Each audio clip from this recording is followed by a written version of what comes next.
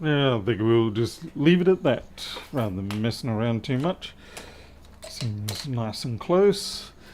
Alright, so we we have version 2 of the boards arrived today, and I was severely over optimistic with how quickly I could get this stream up and running, so it's going to be a little bit of a poor start up here as we try and gather together all the parts that we need.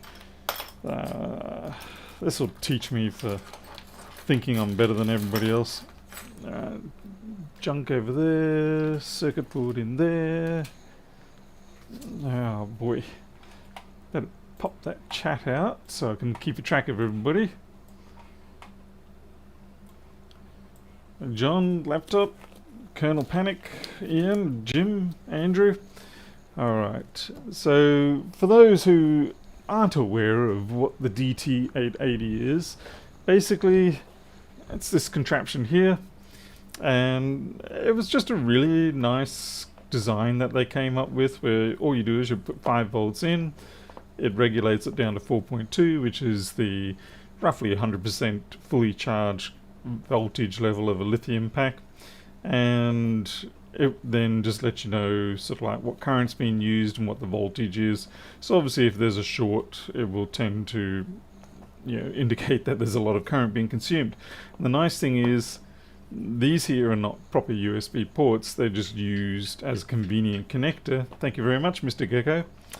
And you can plug a cable in there and it goes to the phone, into the battery connector, and it allows you also to be able to do a test pretending like you're pressing the on-off button, and then also it can communicate with the TWI SPI line for the battery.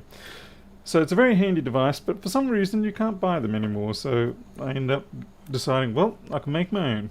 Why not? That suits me because I'm very much a not invented here type syndrome person. I try to constrain myself, but sometimes it's just too much to bear, and I succumb to my urges and invent something myself.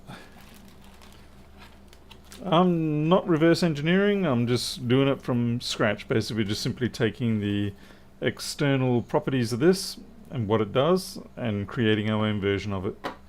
Yes, I could do another 3D print. Hello Alexi, Mark, Tabor, Paul Howe, good to see you here. So the heart of this really is a great big linear regulator that will take the 5 volts that we put in and convert it to 4.2. Now this one here uses a USB mini connector. I don't care for those, I think they're a load of crap. They are an unfortunate design. We really should have, I should say they're the micro connector, not the mini. The mini is a good design, I like the mini, which we will be using. But the micro connector, it always was a bit too flimsy and weak, so we're going to use a USB-C version for the power, and we're going to use a mini connector for the data communications to the PC. And then we're going to have an LCD connector. I've also got provision here for 2 banana plugs. Unfortunately they have not arrived yet, but I'm just going to go ahead with the build. Alright, probably the most expensive part in this is the regulator. And we also have on the back here 2 buttons for the booting and the power. Let's see how we go. This is version 2. Version 1 worked, but there were some changes I wanted to make. Let's see, so we need a whole bunch of stuff. By the way, I've got a new camera. I don't know if this is going to work out or not, but we have a side view camera like this. I probably need to adjust it a fair bit, but I'm probably going to couple it in. I'm trying to couple it in with the microscope, which is, it is there, it's just in the dark at the moment. Anyway, we'll see how that goes. Hey there, Arilla. Yeah, I've got to find everything now. This will be fun. And I've got to remember the fact that we had a special resistor value that we used. I think it was 43k or 42k, something like that, that we used to get the divider to work right.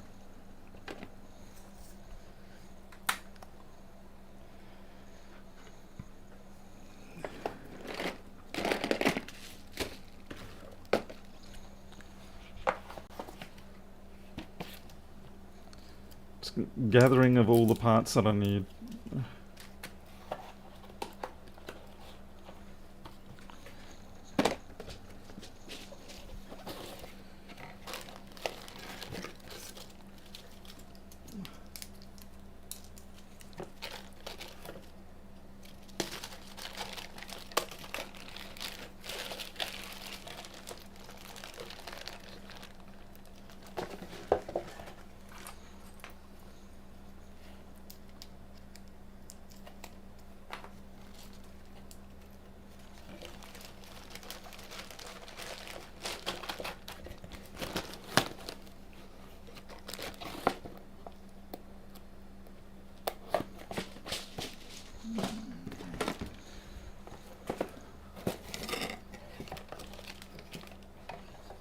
Oh boy, what have I got here? Okay, shunt. Oh yes, we will need a shunt. We need the INA237. That's going to be our sensor. Nope, these are the boards for the USB-C meters, which we will not be using. Green LEDs, essential. Tiny 212, we don't use the 212 for this case. We do need one of these linear regulators. These are a little 3.3 volt regulator which is used to power the tiny 414 and the LCD. So I'll just have to go find myself some tiny 414s. A whole bunch of other stuff probably. Let's see, what have we got here? There's 414s, but they're not opened yet, so it can't be the right box.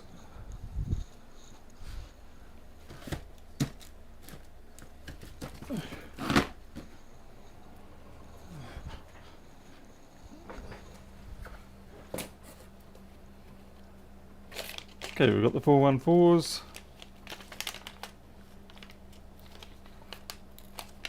That's that.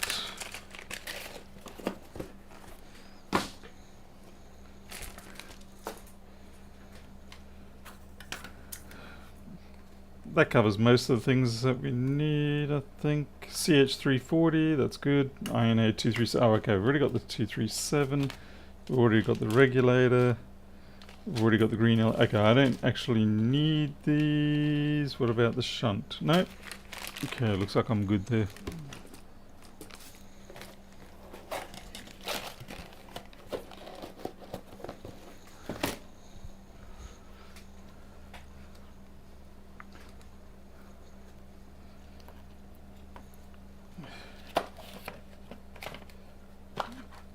USB-A connector.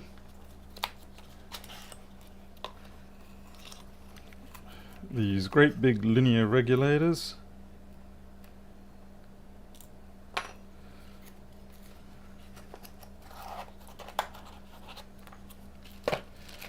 I did get these nice buttons for the back. They're a bit bigger than the previous board. That's one of the big reasons I changed to a version 2. I wanted better buttons than the other one had, and I wanted those 2 banana plugs, sockets rather. Now these are, I think, 20 microfarad caps.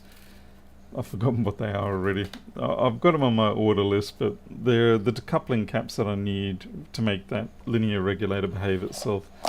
So we'll just put that to the side for the moment. Let's see. Now the other thing I've got to do is remember what that dratted resistor value was. Like I said, I'm fairly sure it was 42 or 43. I can't remember what it was that I coupled it with. I did write it down, but of course, naturally I've misplaced the documentation where I wrote it down. Because why not? It's buried under all my 3D printing trash now. 3D printing has made me a man of questionable values. Let's see. Not you, not you, not you.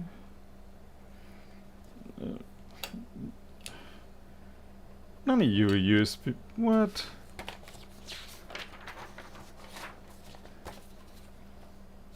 I've got the USB-C connector right there. Okay, this is the document.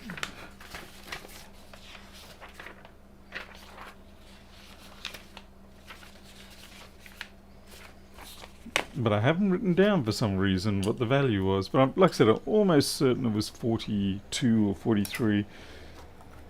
Mostly because I remember when I was digging around trying to find something, I just happened to have one of a reasonable value, and I was like, right, we'll try that. Where did I put you? Grrr.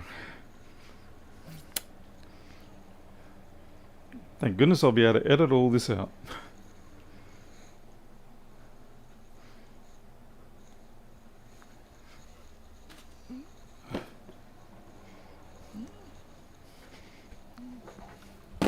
Hey, creature. Okay, so this is version 1. You see, we have those pathetic little tactile buttons there. So what I'm going to do is I'm going to actually measure that. Or at least I'll have a look at what the codes are on the little resistors, and they'll tell me what the values are. At least assuming I did use 603 resistors, because they do still at least have codes on them, as opposed to the 402s.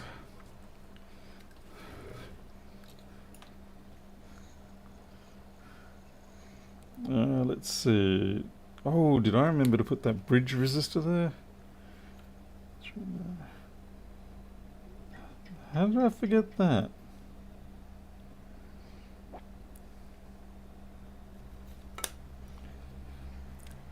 Oh wait, that's a bleed resistor? Yeah. Okay, yeah, that's the bleed resistor there, okay. The bleed resistor is there because the document specifies it wants, I think something around about 10 milliamps draw before it considers itself to be stable in regulation.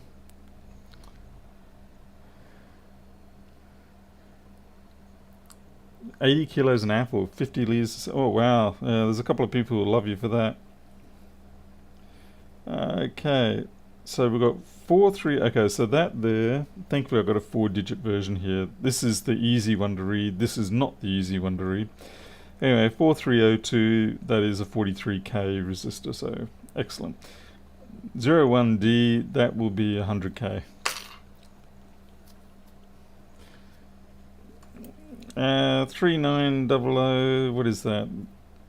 Yeah, okay, that's 390 ohms, so yeah, it is more of a load resistor rather than a bleed resistor, because it is, 10 milliamps is not a small amount.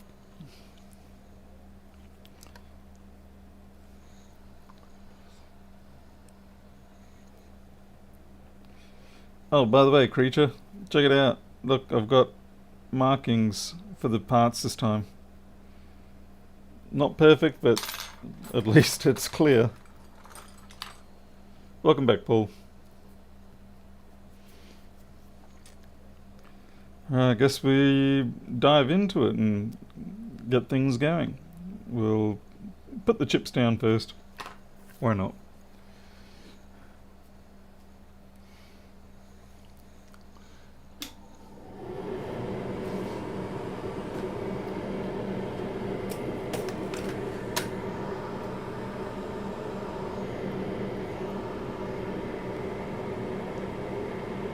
Hey there, Mr. Nash. Good to see you. Hey, Toby.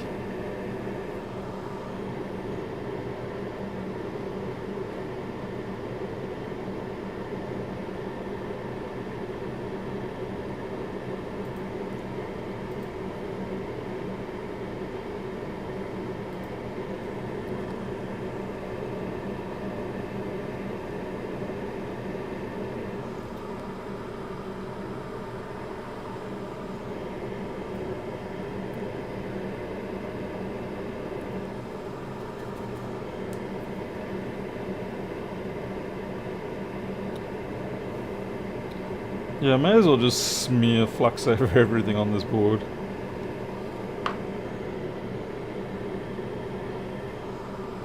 No point being eloquent.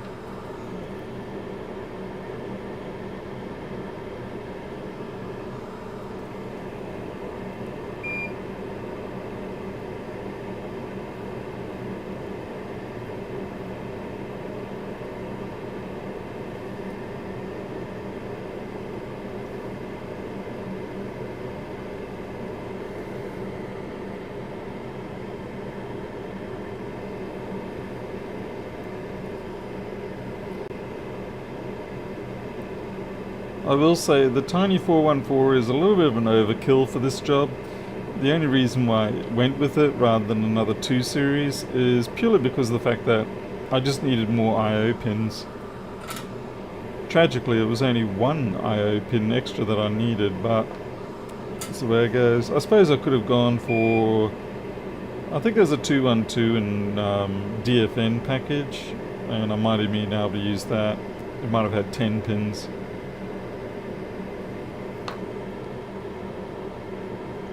Toby, that is the plan, yes.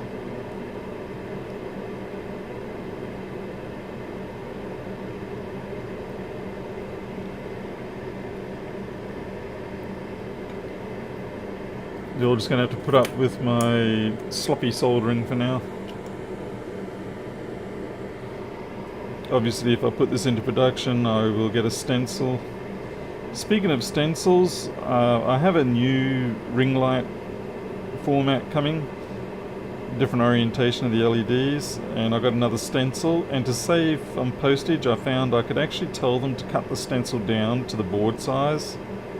I mean, with a little bit of a margin so I could hold it, which is really good because otherwise it would cost me about $50 shipped and everything. But when I cut the stencil down, it dropped it back down to about $15 for shipping and everything, so that was really good.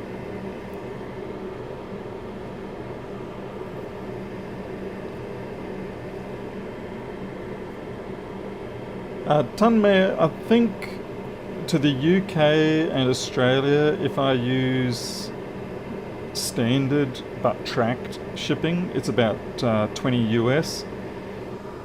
And funnily enough though, at least to the UK, I shipped Graham and Coda some stuff about 5 days after I shipped stuff to the US through Express, and their stuff got there quicker.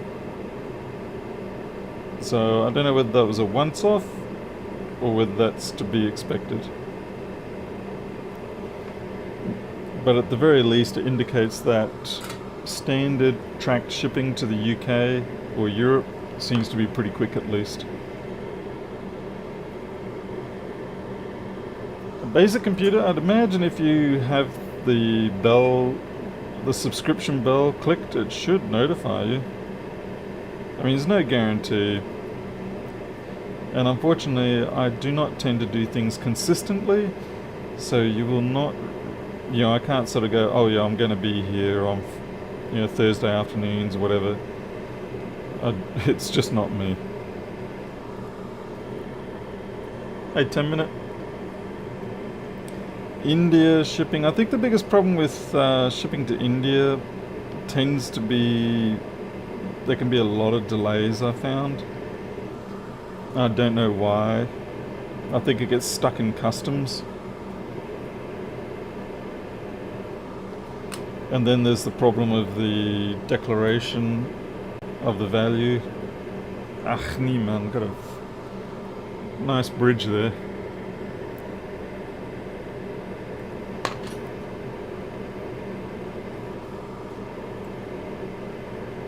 Oh great, went from 1 bridge to 2 bridge.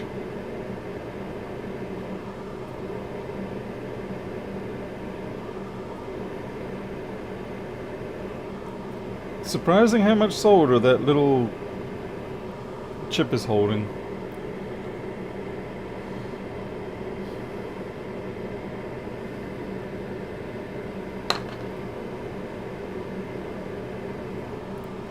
Another 2 or 3 hits and it should clear out. There we go. Hey JCT, yeah, South African post is criminal. Literally criminal.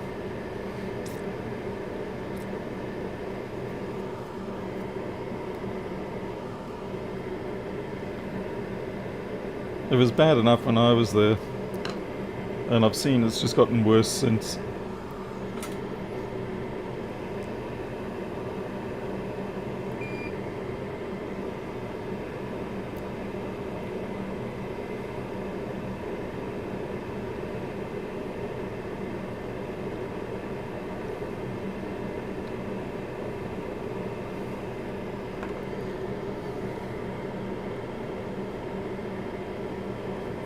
Yes, Toby, I do ship to Germany.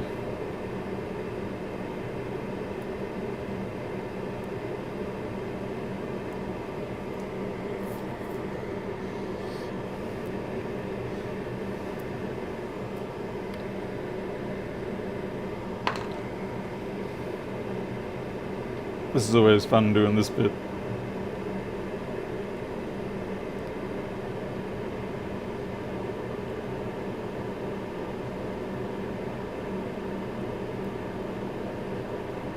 A bit naughty doing that. That actually hasn't really wicked through.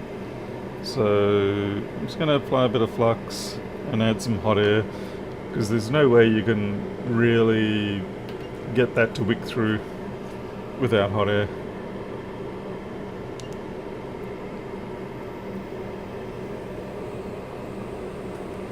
Bit unfortunate the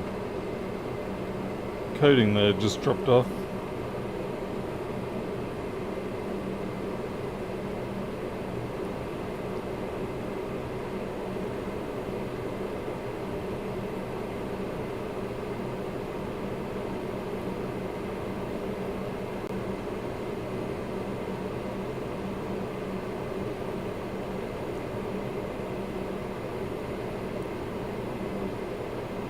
There it goes. Slurp.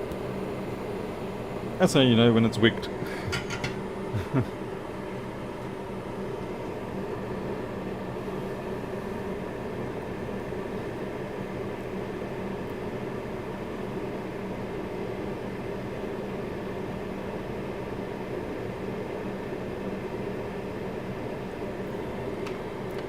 Ach, niemand. Yep. Clearly Paul has more work to do on his ring light system. So please stand by. Technical difficulties.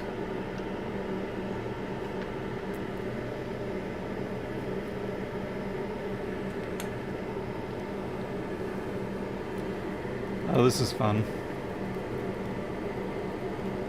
My screw's too short.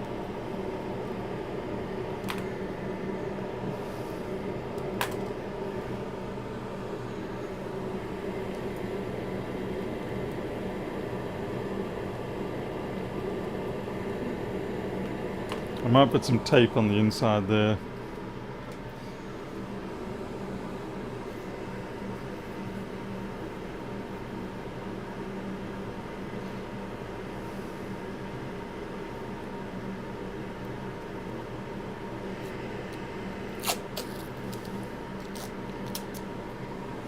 Or better yet, maybe simpler yet, I'll just put it around the Barlow itself.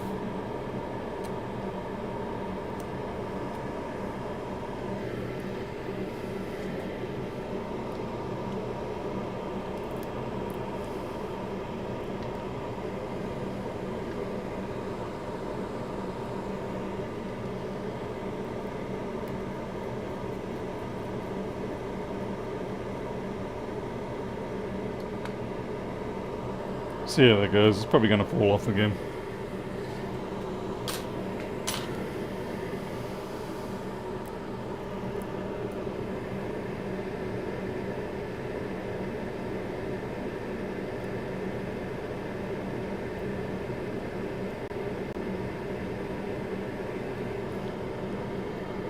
Any update on 3D? Oh, yeah, I've got the 3D printer and I've been chugging away with it, printing out a bunch of stuff.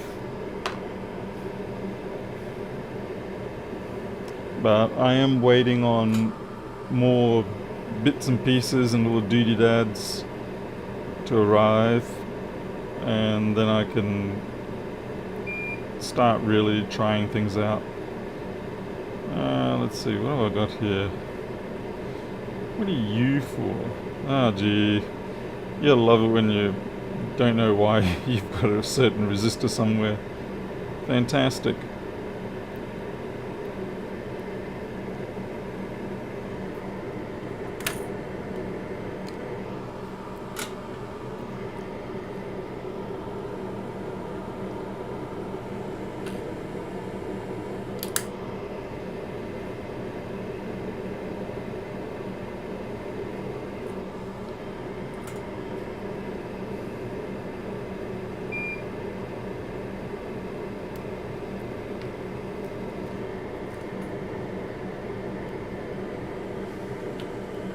Oh crap, I'm out of 1 microfarad. Damn it.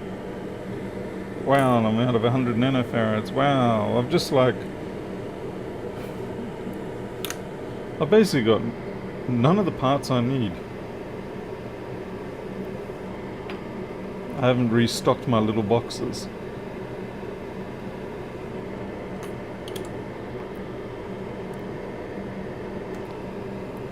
I'll put down the ones I have got, and then I'll go restock.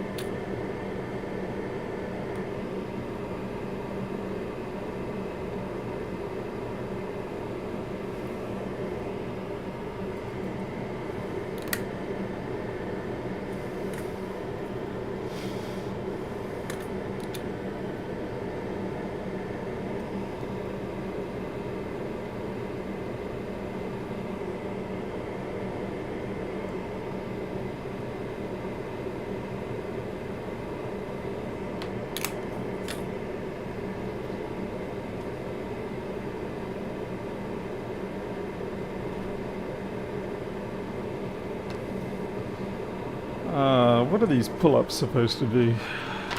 These are for tolling the USB PD that you want 5 volt 3 amps. Where are you guys? 5K ones. Okay. And oh no. Did I have 5K ones last time, or did I flippin' hell? Did I forget to get them?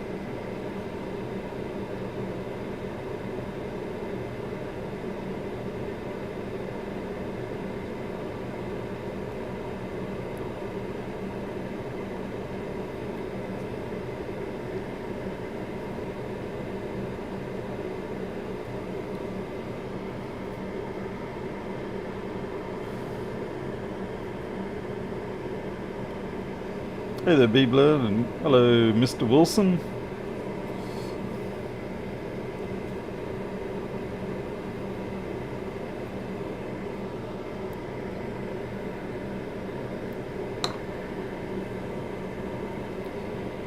We're going full Rossmann with the flux around here at the moment. That was a foolish thing to do, because I really should be hitting that pad there. Oh well.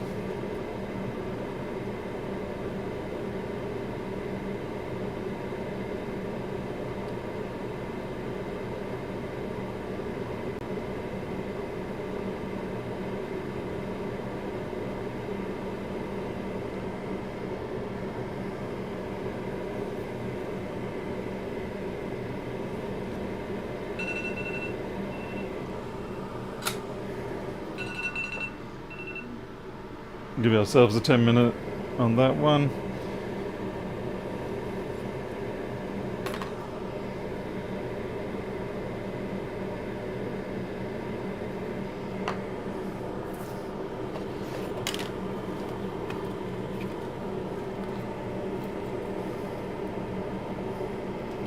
And yes, it is time for micro shot.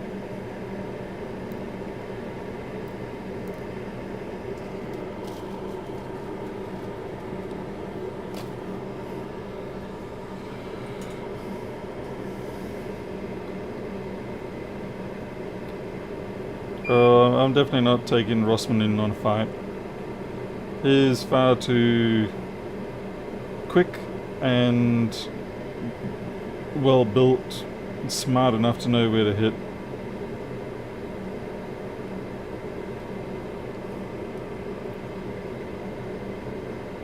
It's not a smart bet.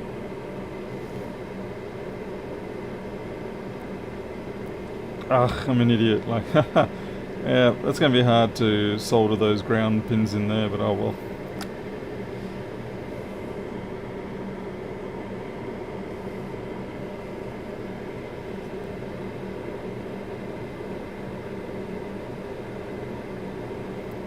mean, the guy shreds me in Type Racer.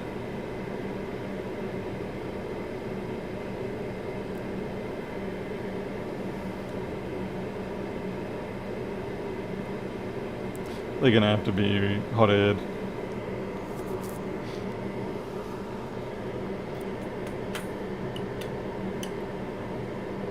I certainly do outnumber him on the Fairchild front, that's for sure.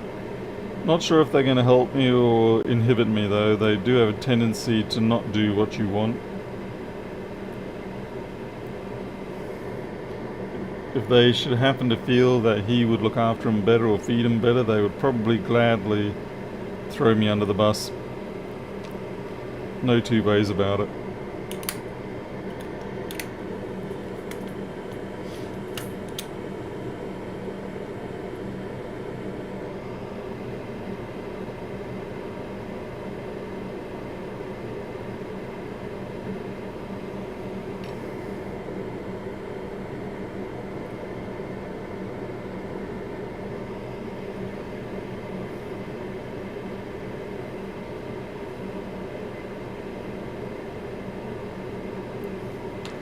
Just realised I'm putting 603 parts on 402 pads.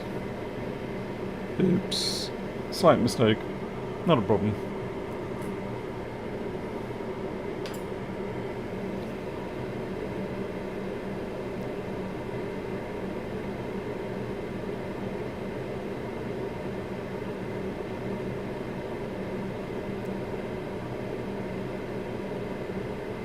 Yeah.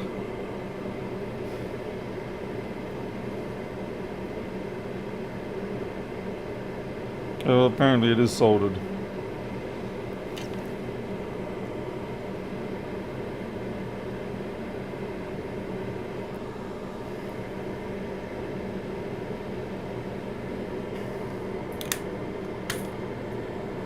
Let's see.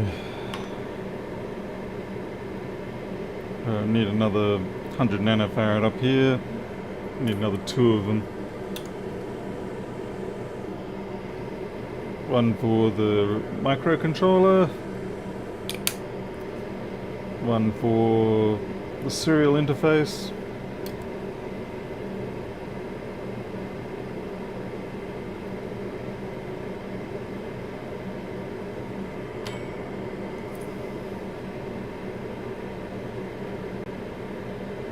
Too much.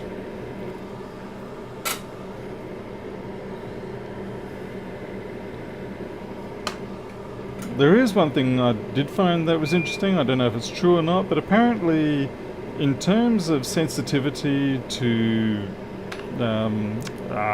catnip, apparently a lot of the Australian cats do not have that sensitivity, which is why none of our cats go crazy with catnip. It seems to be more of a genetic disposition to European or American cats. So I don't know how true that is. But I've certainly noticed owls don't really overly react to catnip.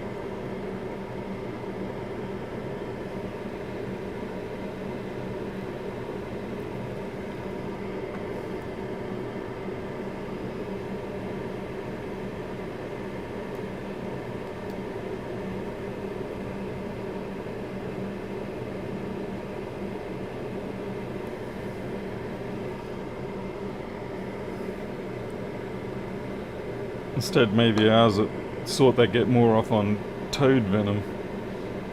One of our cats, little Mika, she grabbed a toad the other day, started frothing in the mouth.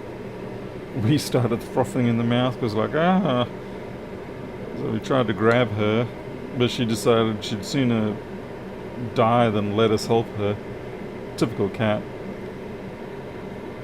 Fortunately she's okay, but it was like, crikey, you know. That's the big problem with cats and many times is that you try to help them and they tell you to F right off with their claws and scream. I mean, she's only a kitten, but gee whiz, there's no way we could hold her. Next time, of course, we'll use a towel. We just didn't expect her to be quite so, how could you say, convincing with her telling us no.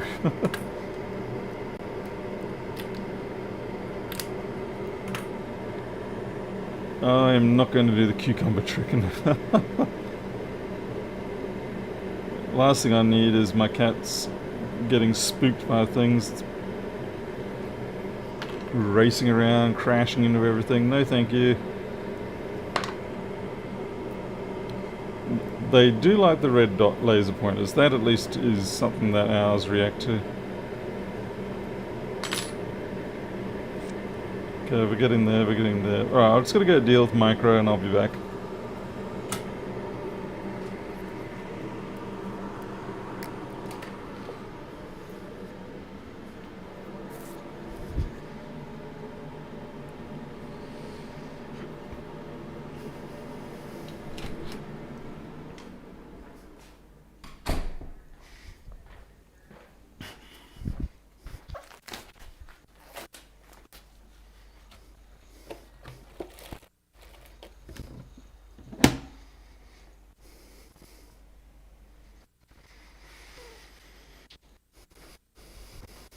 Lulu.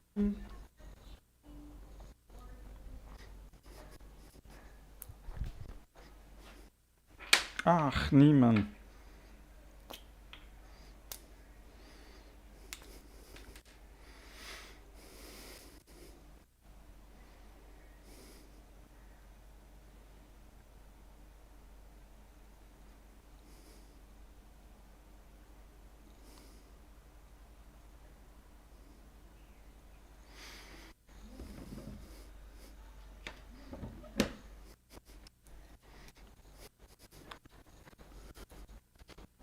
Hey, sweetie.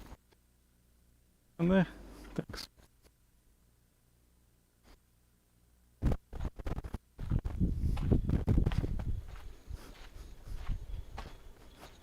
Hey, Micro. Give you a shot? Yeah, I know. Such a nuisance, isn't it? There you go. All done. You're a good boy. Yeah, you're a good boy. Scratch, scratch, scratch, scratch, scratch. Okay. Good boy.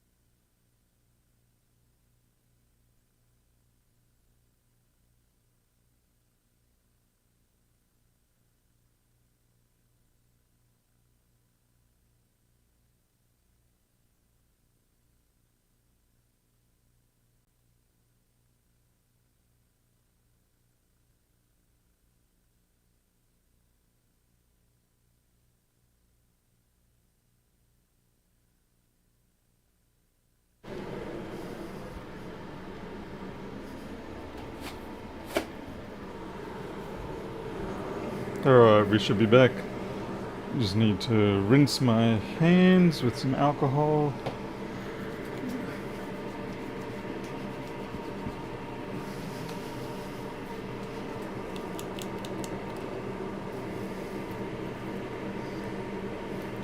Yeah, it's going to be tricky getting the gloves back on.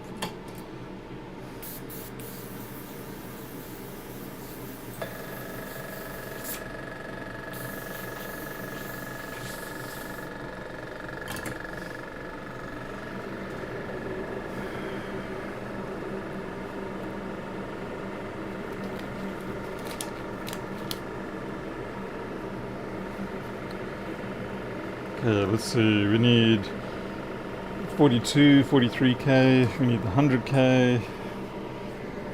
What else do we need? We need the 390 ohm bleeder. And what the heck is that one?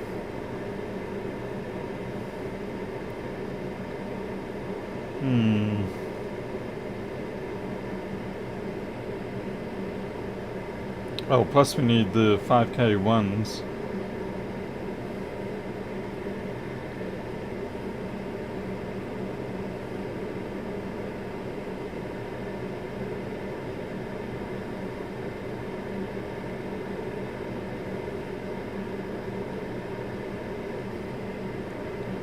Oh, I understand what this one is, right. This will be like a 10 ohm or 100 ohm. It's the one, what it does, it feeds the boot button. It just gives it 5 volts. And yeah, so I just need to put like a 10, or I'll just put a 10 ohm there, or maybe 100. We'll see if it works with 100 or 150.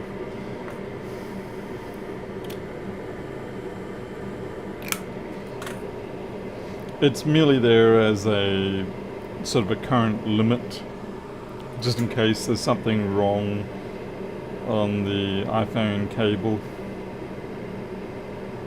And once again, we've gone and put a 603 on a 402 pad. No biggie. It's just a prototype.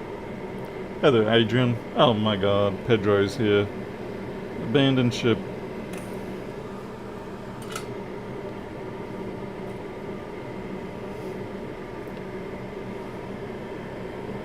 And Pedro knows it's that air compressor because he bought one too. Because they're great little air compressors. They're actually very, very useful. Before I had those air compressors, I'd have a number of, let's see, 10k, and yeah, I'd have a number of wash dry failures with the ultrasonic logic boards. Simply the problem would be that you would take an ultrasonic board out of the, you'd take a board out of ultrasonicing, you'd put it in the oven, dry it for 20 minutes and it would still fail. And it was simply because there was too much residual water resting under the VGA chips like the CPU and things like that. But with the compressor you could blow that out and all was solved. You'd still have to put it through the oven and everything, but at least you'd get it out, the bulk of it. Okay, 5K1. Anyone remember if I had them or whether I had to steal from another location? I got a feeling, I'm pretty sure I had them.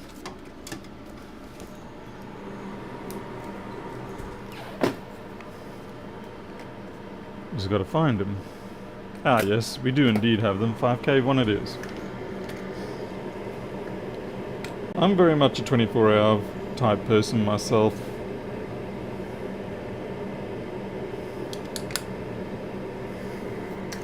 I like it for the fact that it removes ambiguities.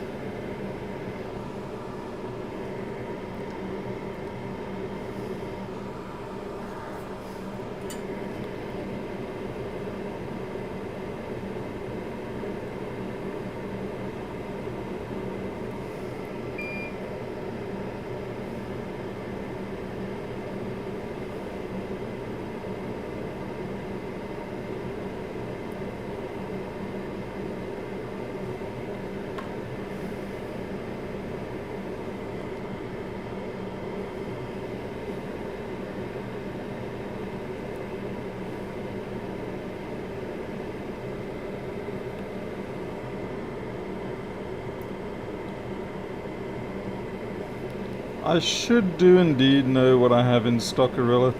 I think half the problem is that this stock is approaching 15 years old, so I'm starting to suffer.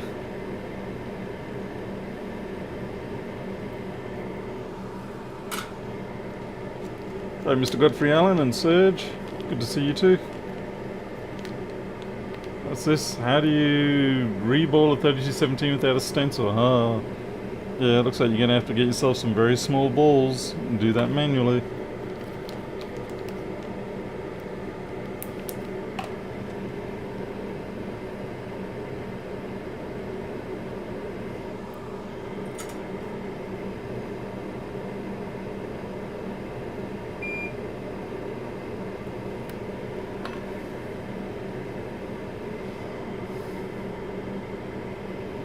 R2.25 small enough? Sometimes I wonder whether you need 0.2s. I suppose there's enough gapping between them that you can probably do 0.25. Never tried it.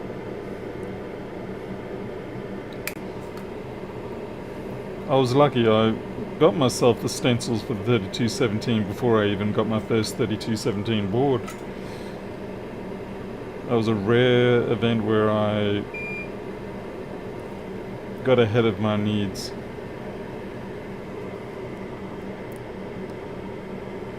And Mr. Tritz. Just need to verify something here. Yep, 10D.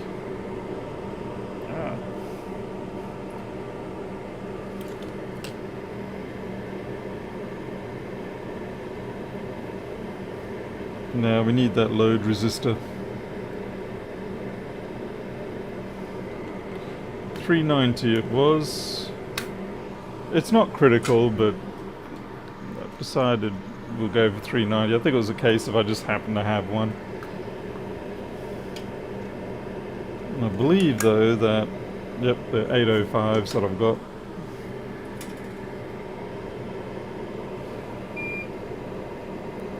When I first started doing manufacturing, I thought that 603s were just too small for me to handle, so I was doing everything in 805s. But it wasn't long before I realized that 805s are actually surprisingly painful to work with in terms of board layout. They take up a lot of space, but the upside is, well, actually no, the next downside is that you still don't get much in terms of space under the resistor or that size to send any traces through. You pretty much still get only one, maybe two if you really squeeze it, whereas a 603 will already give you one anyway. But if you go 1206, then you can fit three under there, no problem. Right. Well, that sounded like a squabble.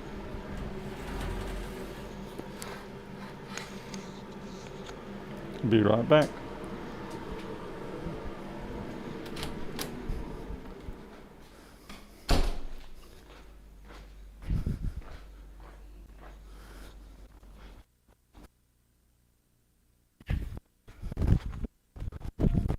Micro.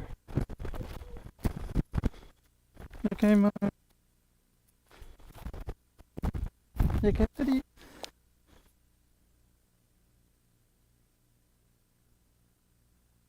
Why was he attacking you?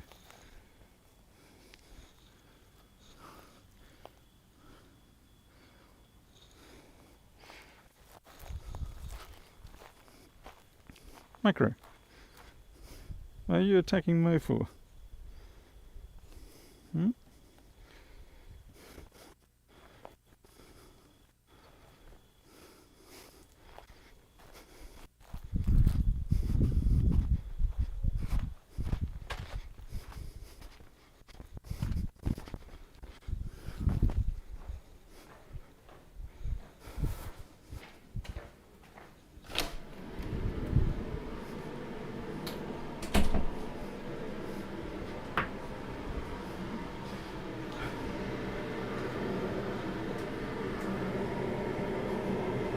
Alright, I don't really know who caused what there, but I have a feeling that the Twiniots had a scuffle with each other. It's Milo and Loki. We call them the Twiniots because, well, they're from the same litter. And, whoops. And then I think what happened is that Judge Dredd heard the scuffle, came over and decided to dish out some street justice to poor old little Milo. Judge Dredd is Micro, the diabetic one. And we just call him that because whenever there's a scuffle between any of the cats, he has to come along and he decides who was at fault and who gets punished.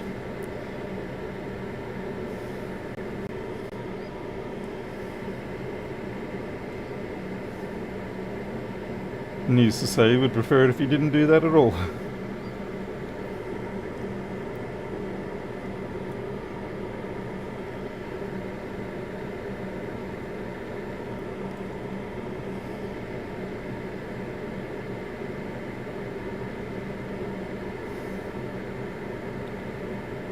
Alright, I think it's time to put the connectors on now.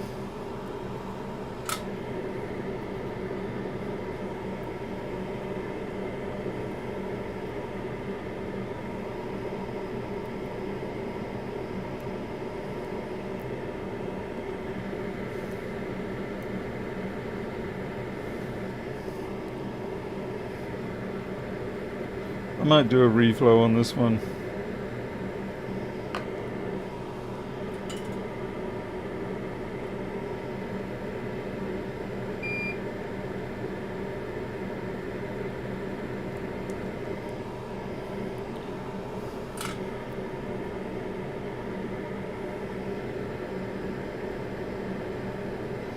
Unfortunately, I got a little bit of solder into there.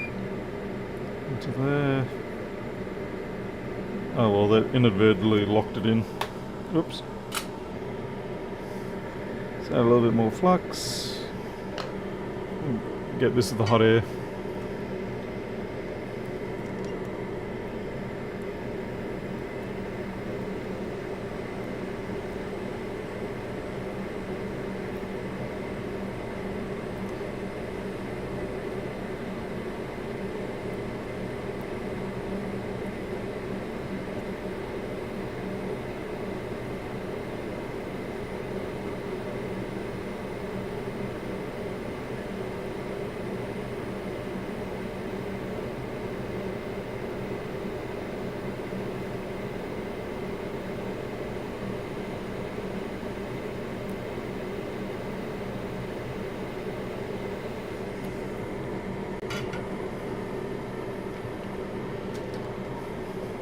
A mini heat wave of 29. We're 32. We were 32 the other day when we were technically in winter. It is interesting the temperature differences. Of course, you know, we can't handle the cold, so each to their own.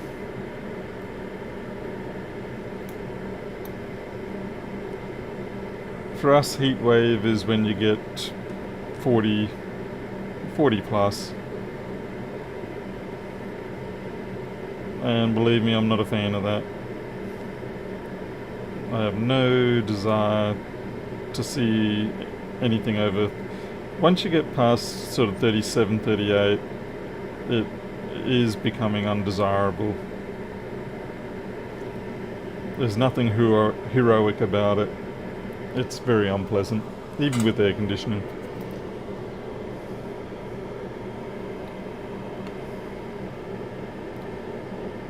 Of course, a lot comes down also to the humidity level. Yeah, low humidity makes higher temperatures a lot more tolerable.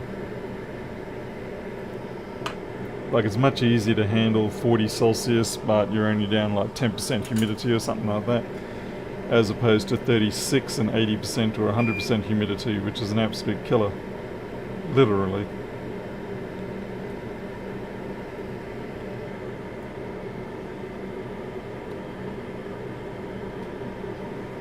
29 in Pretoria. Yeah, that sounds about similar to what we've got. I think today was 31.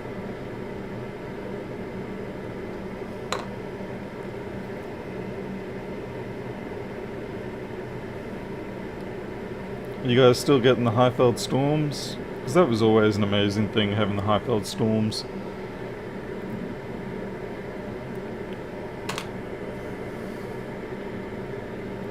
Geez, the number of times that I'd be trying to drive back home from work and yeah, one of those storms would just roll over as you're on the M1 and you can't see two cars in front of you. And you kind of go, well, do I slow down and get reared, or do I keep going and rear someone else?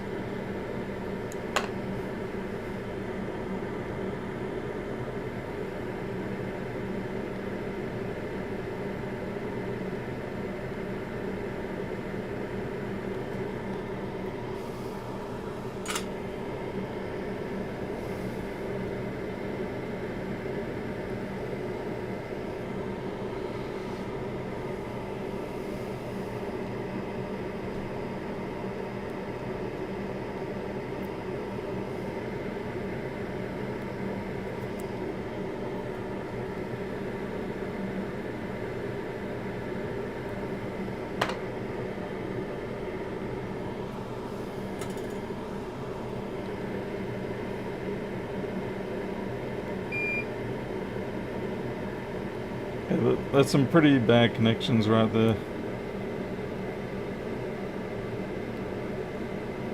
I feel like these pins have been sort of like oxidizing over the years. I only just recently bought them, but I suspect they've been sitting around in the shelves for a long time.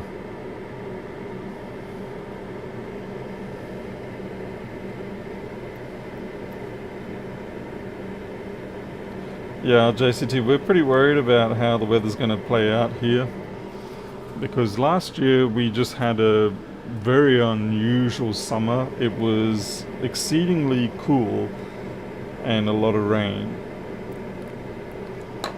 But this winter has been exceptionally hot and dry. So I think we're going to get our payback for having that pleasant summer last summer.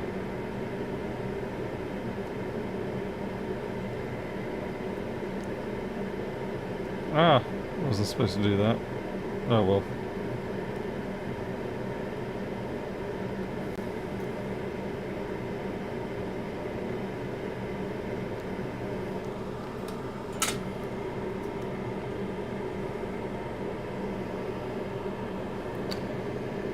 Okay. I think we're done. That's something else entirely, not to be utilized yet. It will give this a scrub down and get all that flux off. Actually, I might just reflow this section and get those to sit a little nicer. Yeah, the El Nino will certainly toss things up a bit.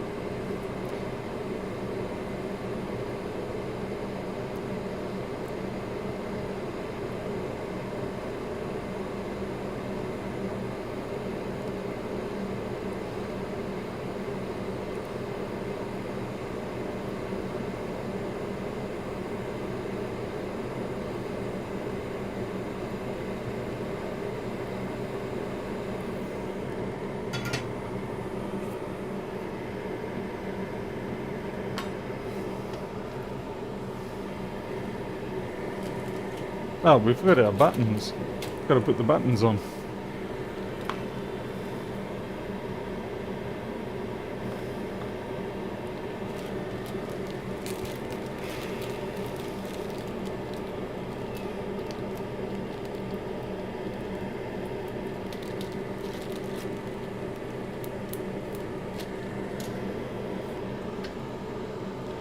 Pardon me.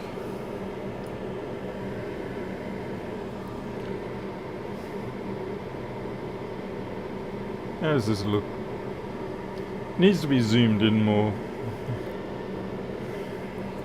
And then the trouble is that angled camera, it's only going to give me 30 frames per second, which sort of messes up things a little bit.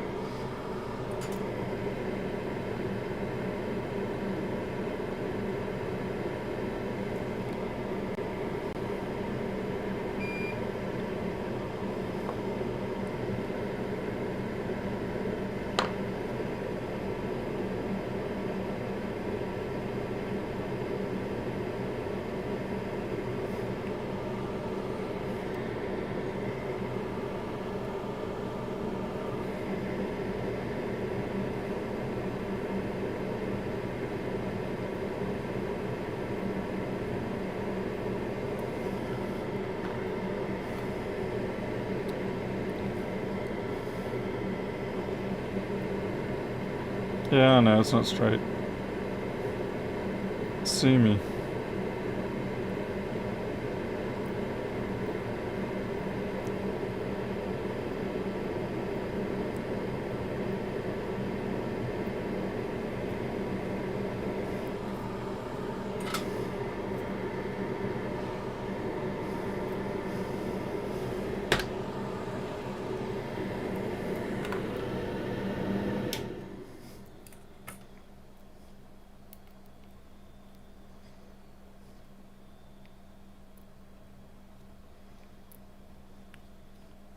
Alright, time to give it a scrub down.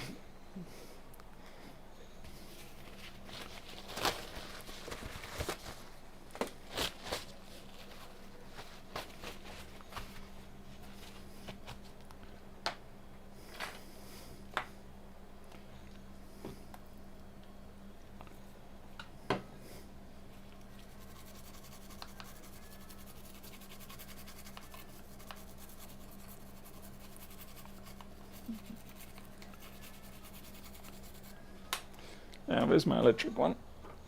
Found it.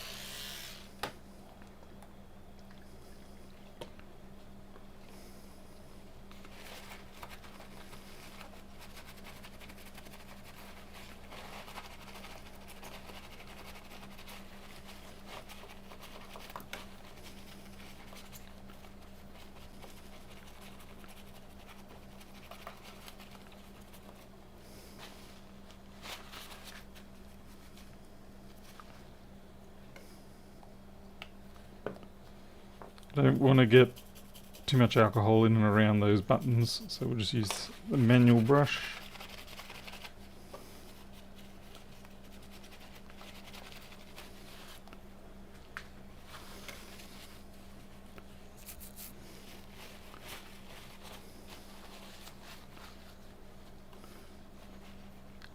Okay, I think I need a little more.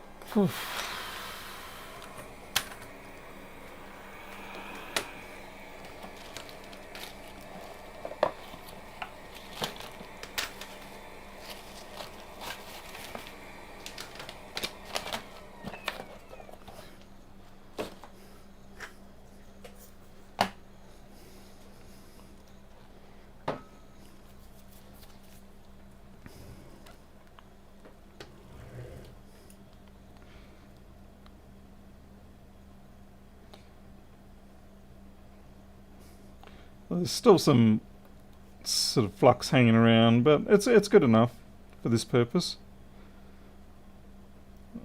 Just make sure we got no bridges.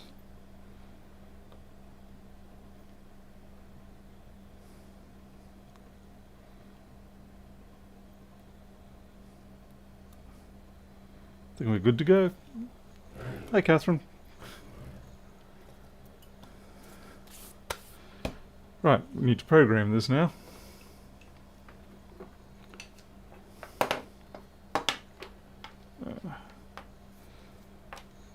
Here comes the fun part.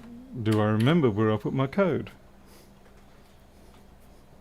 You know how it is when it comes to code. Always forgetting where I've placed it.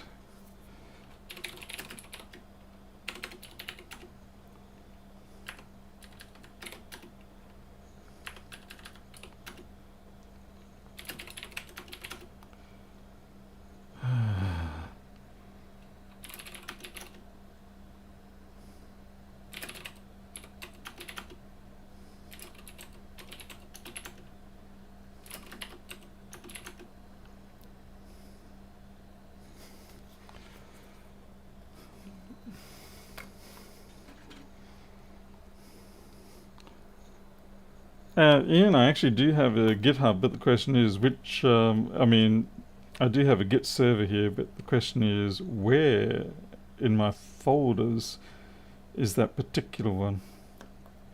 Okay, well, we've got a green light, so that's definitely it works. Ship it.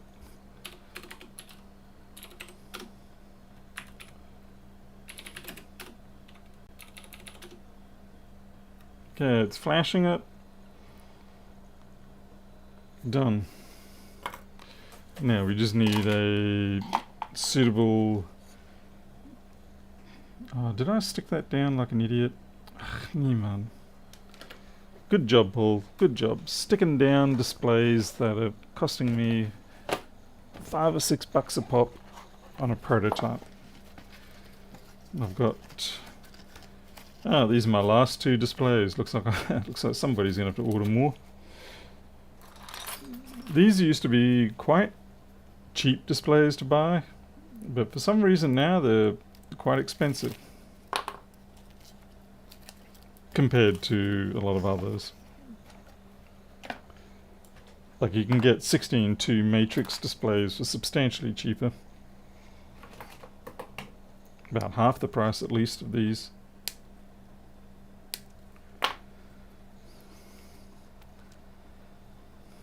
Hey there, Yeti.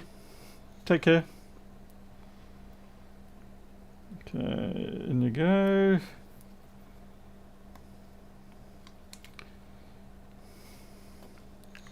A bit of a zoom in, shall we? That's a little dramatic, but sure, we'll take it.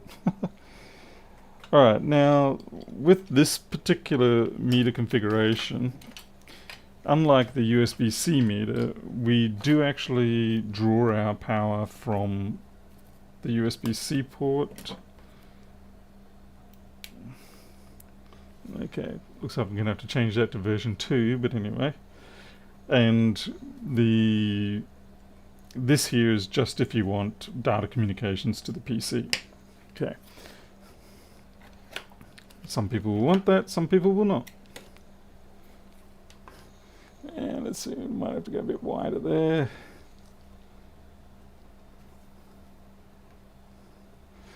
Well, B-Blood, they certainly caught up with me. Okay, so we should be able to click power and it should show 4.2 as a, yeah. What? Oh, there we go, yep. So you can see it has got power connected, it should be able to power off. Yep. Now we've got to find a victim board.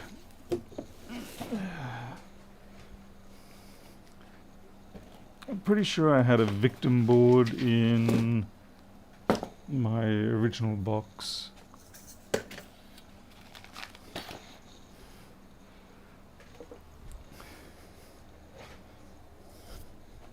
Where are you? DT880 version 1. Nope. Fine.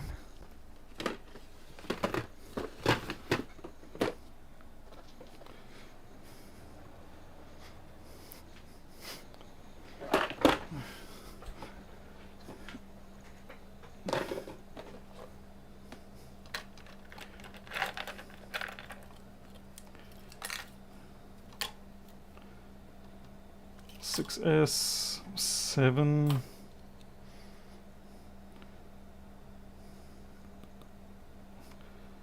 Success. Success. You're a 6. I don't know if this works or not, but we will see.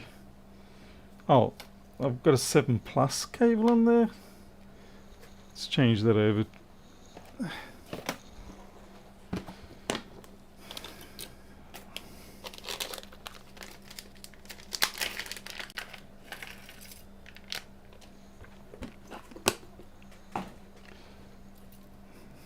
iPhone 6.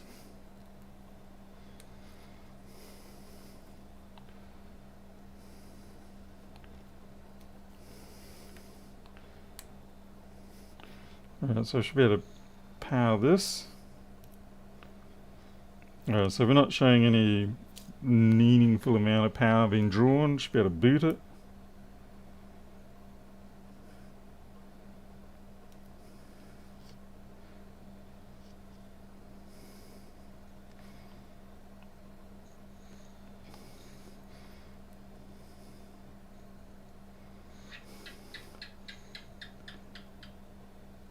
So you can see it's going through some sort of boot cycle there, and this is where having the, I wonder if it'll actually work if I plug the power in, the data link in. Oh, there we go. Yep, the software works for it. So we should be able to power off. And try to start that power back on. Boot it.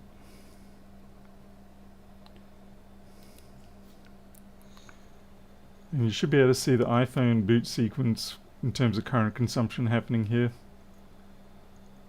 There we go. So there's a bit of a spike there, about 800 milliamps.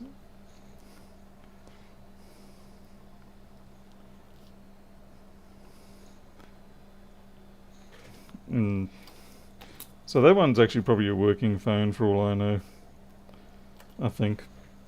Do I have an iPhone 6 display somewhere? Let's see. No, you're a 6S.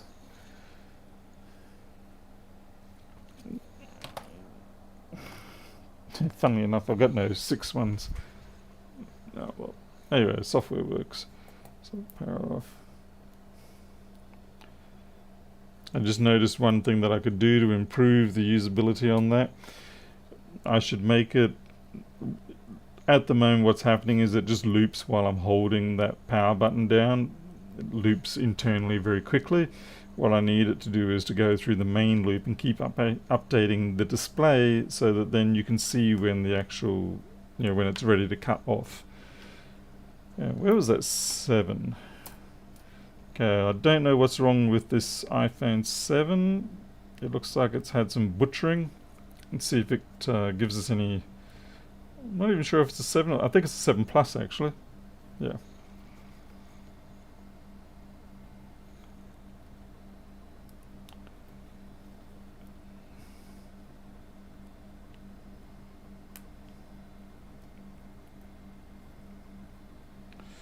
Okay, power on. Boot. Ooh, somebody's a hungry little chip. That's a little excessive. I think we've got a NAND fault there or something. Yeah, it's rebooting there. So that's probably got a NAND fault because it's just chewing up way too much power and resetting. I'll bring out the thermal camera and see if I'm right.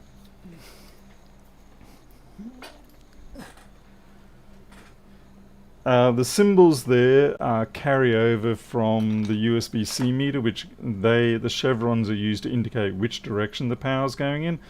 But for this device, I don't need that. So I can actually gain myself a couple of characters and use them for something else perhaps. I can also put in special characters, like different symbols if I wanted. Okay, I'm just going to hook up the thermal camera and see what's cooking up on this board.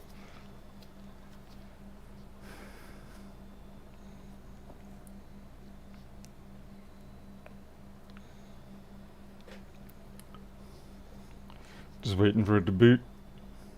There we go.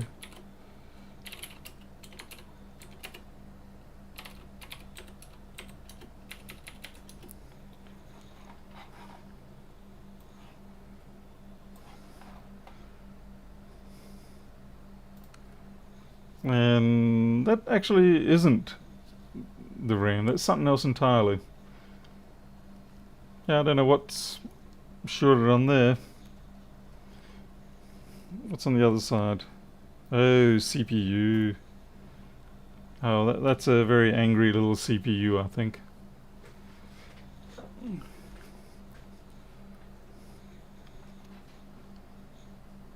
Go to quad display. And you should be able to see the pulse of the CPU goes with the pulses up here. So that one there, you can see it changing with that one there. Anyway, at least we know it works. So, now I can just sell them. There's obviously a few little things I've got to tweak in the software, and for the display itself. But really, for the most part, it's a working device. It does what I want. It will work independently without the data connection, and it's not as flash on the display as what this one is. I mean, this does have a very nice display, but it gives you the information you need. And it's easy to hook up to the PC, which will give you even more information than what this one does. And it's a little more convenient because it uses USB-C. You don't have to stuff around with micro USB connectors anymore. Hopefully it'll be a winning product. Maybe it won't. You can't really tell. And the other thing I've got to do is still get those banana connectors. I could have sworn I had some, but obviously I don't. So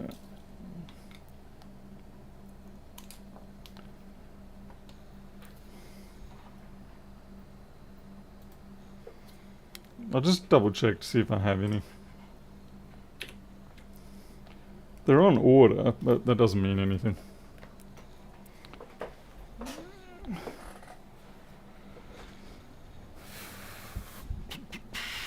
Let's see, connectors, hardware, mountain clips and knobs, square connectors or round connector? How about yes, both?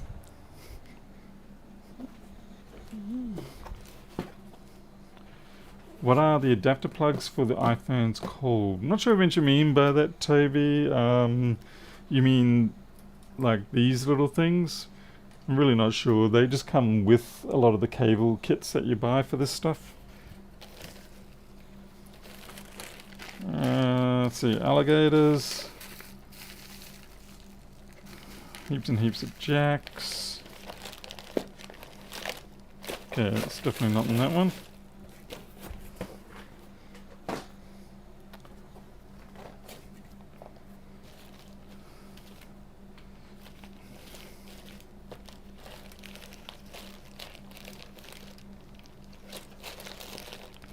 Billion connectors like from eons ago that I'll never use again. Look at this, even original Molex connectors. When I say Molex, I mean the PC nasty power connectors as opposed to the Molex brand. What are these things? Micro match connectors. These are really nice connectors. They're nicely offset so you can't put them on backwards and things like that. Very expensive though for what they were. No. 90% of what's in that box is never going to be used. It's kind of sad, but it's just the way it goes.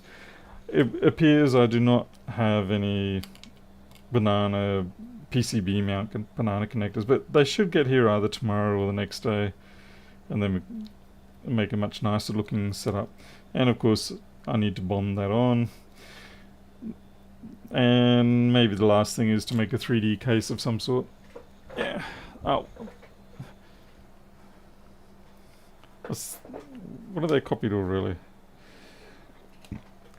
Oh yeah, the Chinese copied it in the past. So I did the original, they copied it, and now I'm copying them back.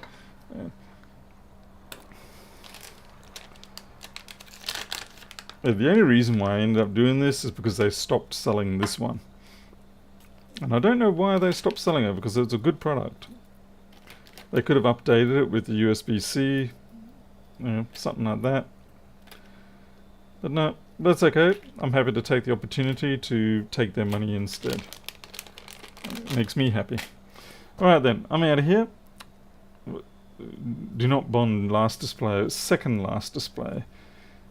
And then, yeah, I could salvage parts from this one, but I do have a thing where I like to keep my prototypes as I go along, just to remind me of how things were at the start and things like that, even though it is pretty expensive to do that. Because like a lot of these parts are, you're $5 for the regulator, $5 for the sensor, $5 for the display. So yeah, you're talking $20–25 just in parts, just sitting around doing nothing other than being a sort of memorial than anything else. Anyway, hopefully this will be ready to go. The buttons are much nicer on this now. I really did not like these buttons here. You got to get your fingernail down, and there's not really a noticeable tactile response on them, whereas that's a nice click. I like it. Okay then, I'm out of here. Thanks all for watching. I'll see you all next time then. Until then, you all take care. I'll see you later.